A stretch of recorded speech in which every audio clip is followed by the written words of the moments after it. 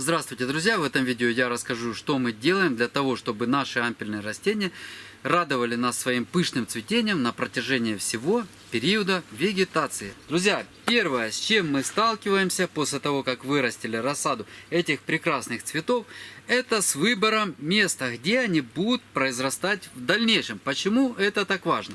Мы всегда раньше размещали свои ампельные растения, которые растут у нас в кашпо, на ярком открытом солнце. Но как-то 5, 8, 10 лет назад это было нормально, растения чувствовали себя нормально, но замечено было, что с каждым годом температура в среднем повышается, летняя температура, и естественно почва в горшках, в которых растут эти растения, начала последние годы критически перегреваться. Чем выше температура, чем ярче солнце, больше его интенсивность, то не спасает уже почву от перегрева. Даже шапка растения прогревается, не только все растение, но и почва.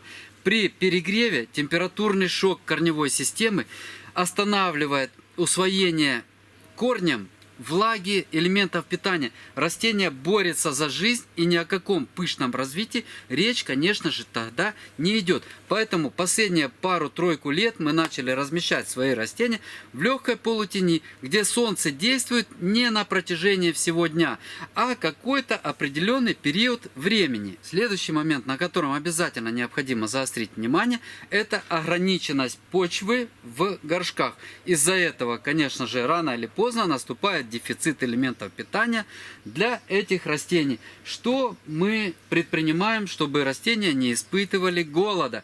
Мы проводим регулярные подкормки практически с каждым поливом, удобрением универсальной формулы. Ну, в нашем случае это 20-20-20. Если у вас нет 20-20-20 формулы, допустим, то можно 18-18-18, азот, фосфор, калий, ну, либо какую-то другую. Главное, чтобы соотношения в целом выдерживались. Сейчас развитие должно происходить и листостеблевой массы, и цветочки, для которых калий нужен, и, конечно же, фосфор, который помогает выстраиваться корневой системе. То есть приблизительно таким удобрением из расчета 5-10 граммов на 10 литров воды при каждом поливе. Но если мы проводим поливы 2-3 раза в день, то, конечно же, подкормку вот эту применяем только один раз в день. Если растение выглядит нормально, мы видим, что оно развивается в принципе нормально, и нет признаков на нем дефицита какого-либо элемента, то подкормки можно проводить через раз. Но не нужно проводить эти подкормки большими концентрациями, потому что в ограниченном пространстве почвы очень быстро наступает высокая минерализация, высокая концентрация солей препятствует усвоению влаги корневой системой растений. Теперь, что касается поливов.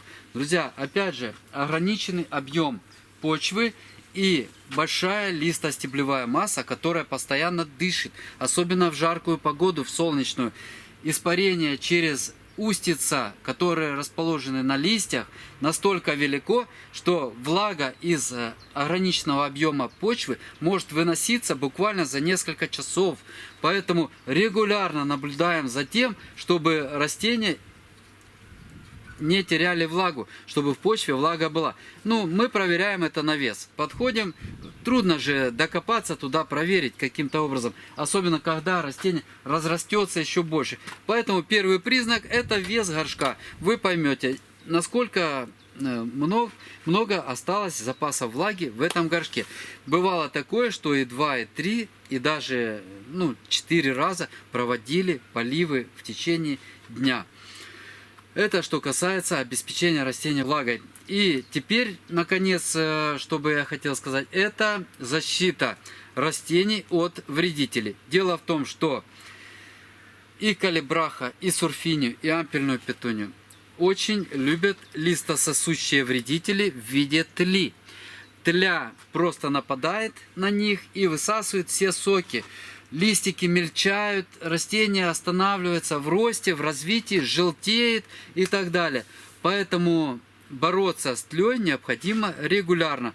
Лучше всего использовать биологические препараты, хотя в случае обработки цветов можно обрабатывать в принципе и химией, мы же не употребляем в пищу, но все-таки химия, использование пестицидов по листу в любом случае вызывает на растении, как говорится, постпестицидный стресс. Поэтому лучше всего работать биологическими препаратами. Мы против тли работаем октоцидом из расчета 60 мл октоцида на 10 литров воды. Если против паутинового клеща 30 мл октоцида.